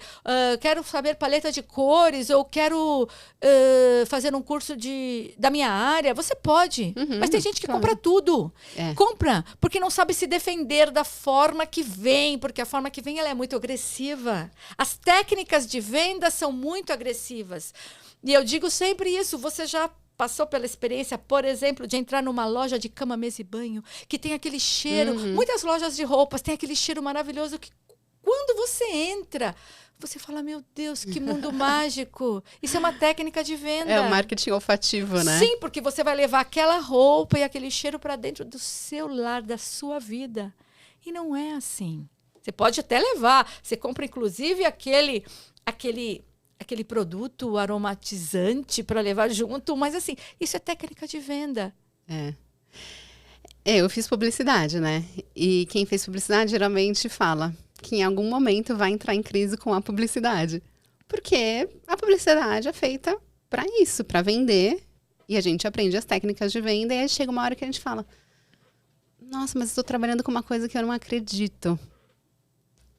Não sei. Eu acho que a maioria das pessoas que eu conheço entrou em crise, sabe? Então, mas eu vejo de uma outra forma.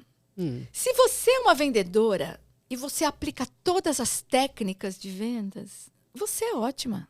Você está exercendo a sua profissão. Assim como eu, como uma advogada, preciso saber escrever, falar numa audiência, tenho o verbo como instrumento, o médico tem o bisturi e outras coisas, o analista tem a sua mente preparada para atuar junto com a mente do analisando. O vendedor, a sua arma repousa nas técnicas de venda. Então, ele está atuando.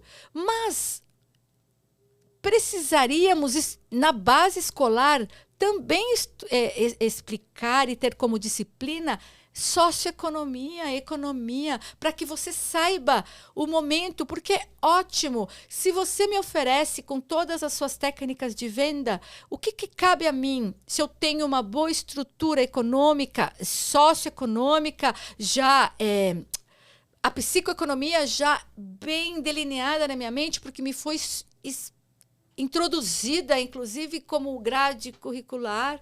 Não, eu te agradeço.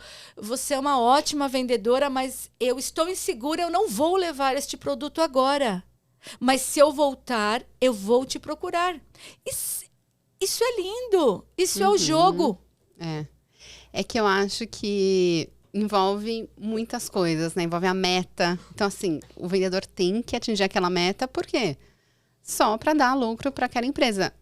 Geralmente, a empresa não está preocupada com a saúde mental das pessoas, com a sustentabilidade. Geralmente, né? Tem empresas que hoje em dia já estão mais preocupadas. Sim, nós vivemos num mundo... Essa é a crise. Nós vivemos num mundo capitalista, que visa o lucro, e todas as empresas, elas visam lucro, elas buscam metas, os seus vendedores terão metas, eles querem vender. Existem muitas ofertas de produtos, como clínicas estéticas, por exemplo, também, que vendem a fórmula mágica, muitas vezes... De permanecer jovem, sabe? Ou te cura sua dor, você foi deixada, nossa, vamos modificar o seu... Você já está com a baixa autoestima. E aí, então, eu modifico para que você tenha autoestima. Isso não resolve nada, mas é uma forma que essa empresa atende, alcança o seu intento.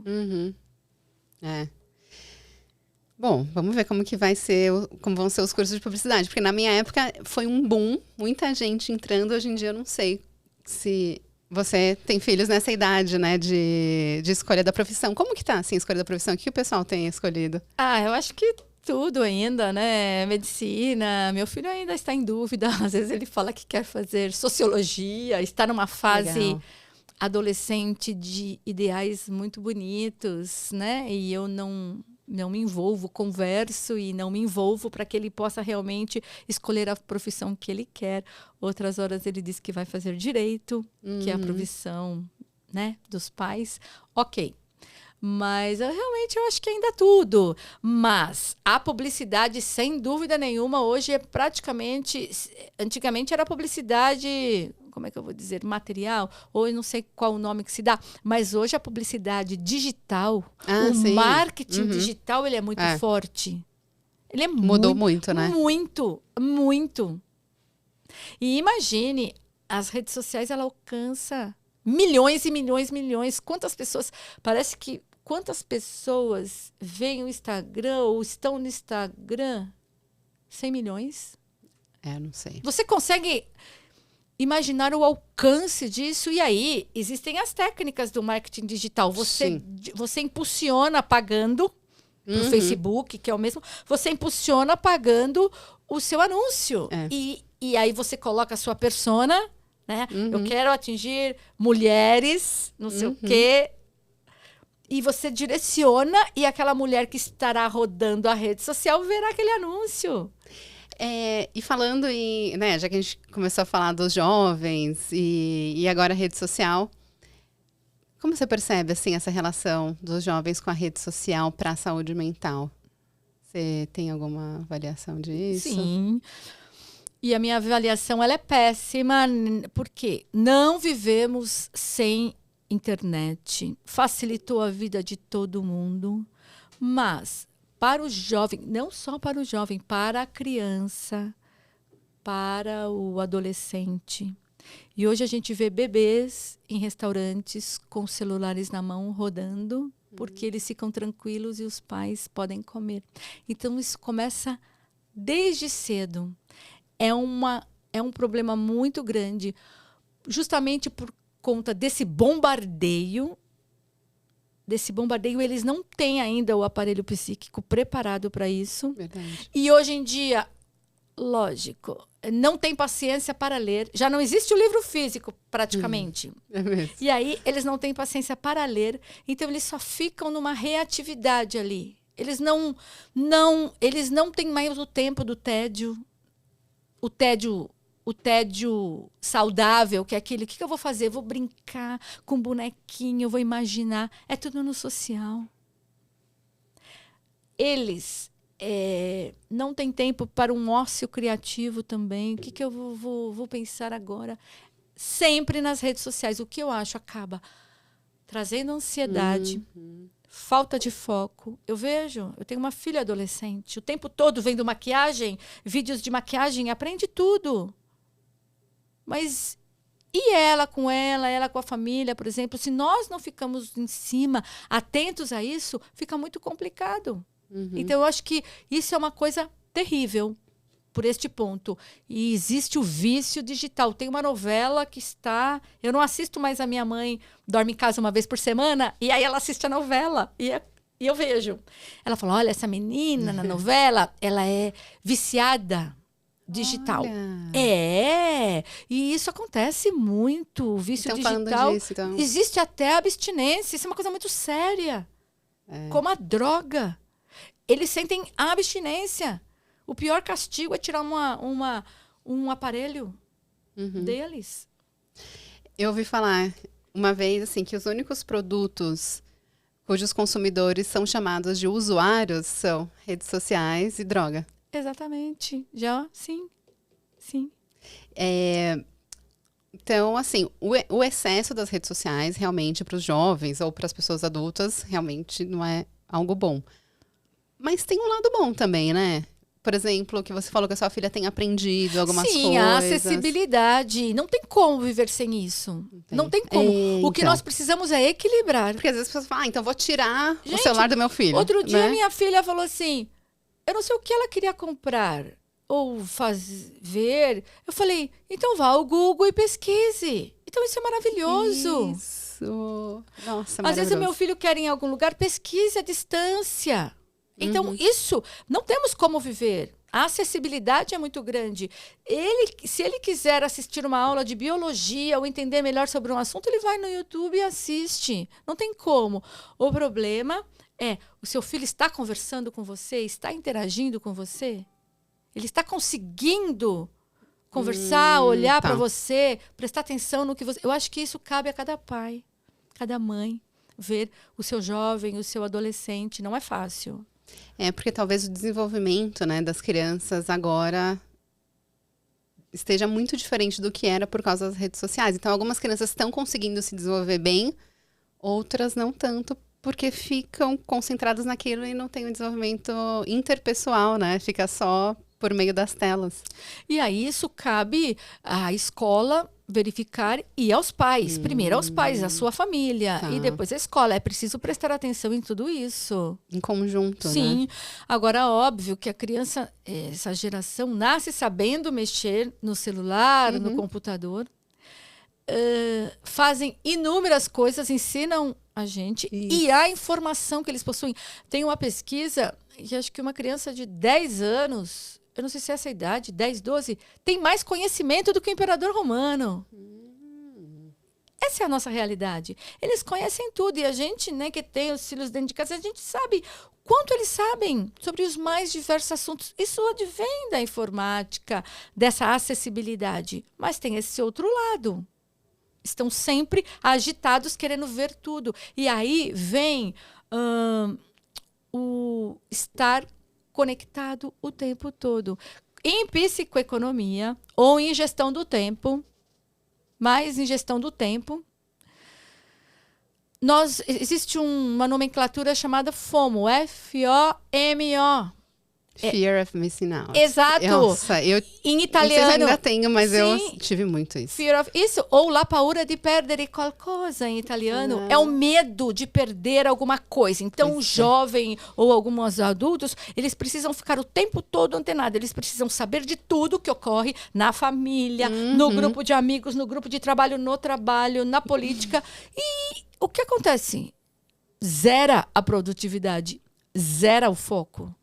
Porque ele está perdido. Eu tinha muito isso antes da pandemia. Durante a pandemia, eu acho que eu diminuí meu FOMO, porque a gente foi obrigado a ficar em casa. E daí eu falei, nossa, eu não preciso estar em todos os lugares, né? Porque eu tinha isso. Como a gente trabalhava assistindo a peça de teatro, filme e tal, falava, tenho que ir em todos os lugares. Então, eu ia todos os dias a alguma peça de teatro, porque eu ficava, nossa, vou perder isso. E aí eu ainda ficava preocupada, nossa, mas e se não tiver público? Quando tinha público, eu falava, nossa, ainda bem, não consegui entrar, porque tem bastante gente, tá ótimo. E aí eu ficava com esse medo de perder alguma coisa que poderia ser muito legal. E aí, curiosamente, a pandemia me trouxe essa tranquilidade de, posso selecionar. A pandemia e a análise, o curso de psicanálise, né? Tipo, posso selecionar. E a pandemia trouxe muitas reflexões e muitas mudanças, né? Bom, exato. pro bem e pro mal, né? Agora, tudo é muito legal.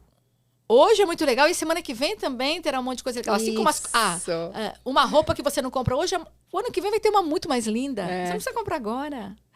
A peça de teatro também terão outros. Tudo é muito legal. É verdade. Fazer tudo estar de uma forma que você também tenha tempo para você. Se não estiver te incomodando, ok. Mas tudo o que é demasiado, que toma muito tempo, esse estar em todos os lugares não tem como não causar algum prejuízo para a pessoa em si, no seu descanso. E eu acho que também é bem isso, as redes sociais dão a falsa impressão de que a gente pode estar em todos os lugares. Sim. A rede social, ela globalizou tudo, mais do que já vinha vindo, e cada vez mais. E nos últimos... Eu estava lendo que nos últimos 5... Assim, o looping anual, né, dessa evolução de informática, ela é absurda. E ela dá muitas impressões para as pessoas. Uma coisa que eu falo para as mulheres, olha se uma rede social, a pessoa ali postou uma foto, sempre sorrindo, sempre bela, escolheu as melhores fotos, os melhores perfis, o seu melhor momento, ou se arrumou para gravar, e aquela pessoa que está vendo aquilo, ela fala, nossa, eu não sou bela assim. Pois é, mas ninguém é, né? Não, as pessoas são de verdade, as pessoas sofrem, as pessoas têm depressão. Aliás, grandes ícones das mídias sociais sofrem depressão. E você sabe. Sim. Vários. Nossa, muito, né? Cada dia a gente fica sabendo, nossa, mas essa pessoa... Por quê? Porque a rede social, a internet, esse dinamismo digital, ele pira qualquer um. Ele traz uma ansiedade, ele suga o cérebro. Muito. A pessoa, eu não sei se você já ficou muito tempo por algum motivo, você sente que o seu cérebro fritou. E o corpo também, né? Exato. Esses dias eu tive um problema na internet em casa e eu tive que trabalhar pelo celular. Sério, eu fiquei uns 3 dias com uma dor no corpo, Sim. porque é aquele negócio que a gente fica Sim. querendo, Sim. sabe, tomar a forma do celular, e aí fica muito. E o que as pessoas, e é por isso que eu gosto de falar, eu também gosto do continente. Eu gosto de provocar. E eu gostaria que todas as pessoas tivessem a possibilidade de entender essa minha intenção, de realmente provocar a reflexão. Uma pessoa que você vê super bem sucedida, então ela está num lugar relaxando e ela tem não sei quantos centenas de milhares de Total, seguidores. milhões, Só né? Tem gente. que a grande verdade é que ela não sai do celular. Ela não para de ver o celular. Ela não tem tempo realmente para aquilo. Pra E viver, é né? por isso que eles adoecem. E quem está aqui diz, eu não sou nada, eu não tenho isso. Olha, eu sou infeliz e eu mostro, não. Nós somos pessoas de verdade. Uhum. Todo mundo pode ter tudo. E, aliás, o que é ser feliz? O que é ser rico? Se não ser feliz com o que tem? E cada um tem que saber qual é a própria felicidade, né? E qual é a própria riqueza? A própria riqueza. Que não é só o dinheiro, né? Porque você vai me dizer que uma família que vive num apartamento simples, que tem um carro simples, que tem saúde, que vão para a escola, que vivem juntos, que comem juntos, que assistem um programa de televisão, que planejam uma viagem para a praia todo ano, não são felizes? Uhum. Há uma pesquisa que a infelicidade financeira, ela vem a partir de um patamar, quando falta realmente o gás, o arroz da família, Claro. aí sim. Mas se a pessoa conseguir comer, não estiver sentindo dor, estiver com sua família, ela está feliz. E aí, então, de um patamar que é baixo para cima, não existe diferença em felicidade proporcional ao dinheiro. Tá. O que eu quero Entendi. dizer, quem é muito rico não vai ser feliz Muito do mais que feliz, quem né? é aqui simples. É. Não é.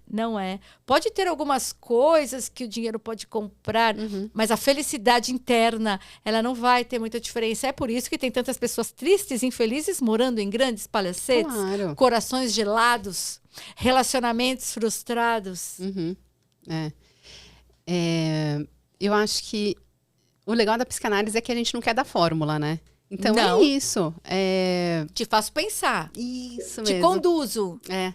Então, o que a gente está falando é, a felicidade não é proporcional ao dinheiro. Não. E aí, lá, tem a pessoa que tem condições básicas de sobrevivência, né? Consegue comer, tem uma saúde. Tem a pessoa que é muito rica. Nisso, tem vários níveis de felicidade, que não necessariamente quem tem muito dinheiro vai ser mais feliz do que... E eu quem não sempre tem. reflito sobre isso e dou exemplos. Então vamos colocar 2 mulheres sozinhas. Uma mora numa casinha simples, tem lá o seu trabalho, consegue pagar o aluguel, ou mora num apartamento, numa casinha simples, paga suas contas, tem suas amigas, vai viajar para São Roque, programa com as suas amigas um cinema, um teatro. Ela vive bem com ela mesma, tem... E uma mulher que mora num apartamento de 5 quartos, que tem um carro maravilhoso, muito dinheiro, tem suas amigas. Qual a diferença interna? Sim, Essa aqui pode viver com muito mais verdade. E a verdade de cada uma é o que importa e não faz a De cada diferença. um. A felicidade. Então, a riqueza ela é muito relativa. É sempre isso que eu tento dizer. Todo mundo quer melhorar. Mas saiba que não é quando, assim, não será quando você se tornar rica que você vai ser feliz. O caminho, você tem que ser feliz hoje com o que você tem. Com o contentamento das suas conquistas. E tentando melhorar. claro. É claro que pensando, né, nas condições básicas de sobrevivência. A gente não está aqui fazendo uma valorização da pobreza. Claro não é que não. isso, né? Eu quero que todos possam cada vez mais realizar seus sonhos. Isso. Eu queria que todo Serem mundo mais, pudesse né? um dia mergulhar, que pudesse Isso. fazer uma viagem ao exterior, né, que pudessem andar de avião. Eu quero que todo mundo se viva bem. Quero que todo mundo alavanque. Nós estamos falando sobre felicidade e não acomodação. Legal.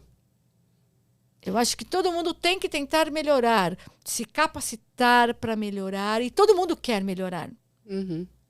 E tudo isso tem a ver com o autoconhecimento que a gente Sem tem dúvida. falado, né? Tipo, é uma volta que a gente dá. Quem não quer melhorar? Quem não quer melhorar como pessoa, financeiramente? Quem não quer cada vez ser mais feliz ou se manter feliz? Quem está doente emocionalmente. Porque aí ele não consegue. Não pensar. consegue, Mas é toda isso. pessoa saudável em suas emoções, que pensa, que reflete, quer melhorar. E está fazendo isso todos os dias, vivendo, cuidando da saúde, das suas relações. Eu tô fazendo aqui uma reflexão sobre as redes sociais que a gente acabou de falar, que foi o que você comentou. Vivemos em um mundo que existem as redes sociais, não é pra gente deixar de usar E nós a fazemos tecnologia. parte dela. A gente faz parte dela. A gente alcança as pessoas com as nossas Isso. coisas através das redes sociais. E eu acho que possibilita a gente alcançar cada vez mais pessoas, Sim. né? Eu acho que a questão é o autoconhecimento e o conhecimento. Como filtrar. Opa, gente, eu tô batendo aqui toda hora. Como filtrar tudo isso que a gente recebe e educar o algoritmo, né? Porque eu costumo falar, olha, eu educo muito bem meu algoritmo, porque só aparecem coisas muito legais pra mim. E eu acho que a escola não tá mais nesse lugar de dar informação. É de como filtrar todas as informações que a gente recebe. Porque hoje em dia o aluno é isso, assim, quer saber alguma coisa, entra no Google. Antigamente não. Antigamente era o professor que ia passar. Hoje em dia tá lá, mas, gente, tem muita informação. Como que ele filtra aquilo para saber se é fake news ou não, né? Então, acho que a escola também tem esse perfil, né? Eu acho que a escola tem que estar à frente também, né, do seu tempo e com todo um aparato pedagógico para cada vez mais ter um entendimento do que acontece para poder levar isso para dentro de sua sala de aula, né? E aí, eu pergunto, falando em escola e tal, você acha que a partir de qual momento é ideal alguém procurar um analista? Desde criança, desde bebê, como Melanie Klein atendia bebês? Ou quando achar necessário? O que você acha? Bem, até por experiência própria. Se o seu filho se a escola chamar com algum sintoma percebido por eles, eu acho que os pais têm que levar para um psicoterapeuta, psicomotricista, alguma coisa para detectar. Que existem muitas coisas, existe o TDAH, existem as dislexias e você vai tratar, muitas vezes existem as ansiedades, existem várias coisas que muitas vezes a escola percebe ou os pais e eles levam. Meu filho, uma dada época, precisou ir. Minha filha não, mas aos 12 anos ela disse, mamãe, quero ir Acredito. a terapeuta. Que fofa. Falei, claro, minha filha. Falei, você deve ter questões para falar para ela e ver uma pessoa preparada para caminhar junto com você. O que você falar para ela, a mamãe não vai saber. Porque isso é uma ética, então você fique tranquila. Procurei, ela fez terapia comportamental 1 ano. Falei, não, agora eu já estou bem. Então, assim, eu acho perfeito. Eu acho que a criança pede. O adolescente, ou ele vai pedir, ou se for um adolescente introvertido, até é muito difícil os pais conseguirem levar, mas é interessante. E o resto das pessoas, quando elas sentem a necessidade, eles vão procurar. E eu gostaria que todas as pessoas tivessem essa oportunidade. Acho que a gente, nas redes sociais, inclusive, pode difundir as clínicas sociais que a escola fornece e outras escolas também. A nossa escola fornece a clínica social, né, com preço reduzidíssimo para que as pessoas possam buscar essa ajuda, essa vivência, né, terapêutica muito legal. É verdade, tem vários projetos e programas, né, de atendimento social. Muitos. É bem importante. Eu fico me questionando, assim, se... Porque eu acho que até quem não tem um problema, assim, muito grande que está interferindo na vida pessoal. Acho que até quem não tem isso, consegue viver, é importante fazer. Eu acho que análise, não é? todas as pessoas precisam fazer análise para ter aquele momento de olhar para dentro Total. e trazer tudo aquilo que está ali.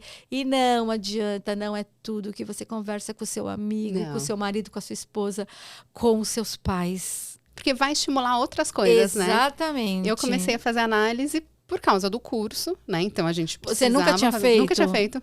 Gostou? Então, eu tô amando, porque eu tô descobrindo coisas que durante toda a minha vida Ela eu... é freudiana, bioniana? Bio, é. É da escola? É, da escola. E eu sou uma pessoa que sempre fiz uma autoanálise, sempre refleti demais, sempre conversei muito com as minhas amigas. Então, assim, eu não tinha um problema, nossa, preciso resolver isso. Mas fui fazer por causa do curso. Nossa, eu tô descobrindo um monte de coisa que eu nunca tinha Sim. pensado. Então, não... são importantes as conversas com os amigos, com as amigas, mas é outra coisa, né? Fazer análise não é uma conversa com um amigo. Não Gente, é, outra não coisa. é. É uma conversa com você, conduzida ou observada pelo outro, pelo analista. É bem diferente. As pessoas, porque o analista, o psicanalista, ele estudou para não ter pré-julgamento, para ter neutralidade, né? Para deixar o seu subconsciente e a sua consciência à disposição do outro. E queira ou não queira, o seu amigo ou qualquer outra pessoa, ele te verá e te ouvirá a partir dos seus próprios entendimentos. É diferente, o analista ele já parte do pressuposto de que eu não posso vê-lo de acordo com o meu entendimento. Eu vou estar com ele de acordo com a mente e o que ele me traz. Sem memória, sem desejo. Memória, sem desejo. É exatamente isso. É maravilhoso. Mas a gente já tá no final. Eu quero que você fale alguma coisa que eu não perguntei. Tem alguma coisa que você gostaria de falar? Não, só gostaria de falar que muito feliz de estar aqui. Quem quiser, me siga nas redes sociais. Meu Instagram é Márcia Brito Mulheres. Gosto muito de falar para as mulheres. Gosto muito de estimular, de encorajar as mulheres a se autoconhecerem e a realmente buscarem uma vida satisfatória. Não aceitando migalhas, não aceitando pequenas coisas, aceitando, mas consciente de que neste momento eu preciso aceitar, mas o que eu vou fazer para mudar? Ou seja, nós falamos o tempo todo em consciência, que toda mulher seja consciente de sua vida, da necessidade da saúde física e emocional, da necessidade de realmente vivenciar uma vida satisfatória, uma vida com sentido. E a vida com sentido é aquela que faz sentido para você. Então você precisa se conhecer o que faz sentido para mim. Isso e aquilo. Então é isso e aquilo que eu vou buscar. O resto é periferia. Maravilhosa. Obrigada, Má. Imagina, foi um prazer. Uma delícia a conversa. Pessoal, sigam a gente também nas redes sociais, asminasgerais.xyz. O vídeo vai ficar disponível no canal Utopia 2222, também no Spotify, As Minas Gerais. E a minha rede social é Thaís Polimene, TikTok. No TikTok eu coloco mais coisas de psicanálise, no Instagram falo mais sobre tudo o que eu faço. Então podem me seguir também. Obrigada, Má. Obrigada, eu que agradeço.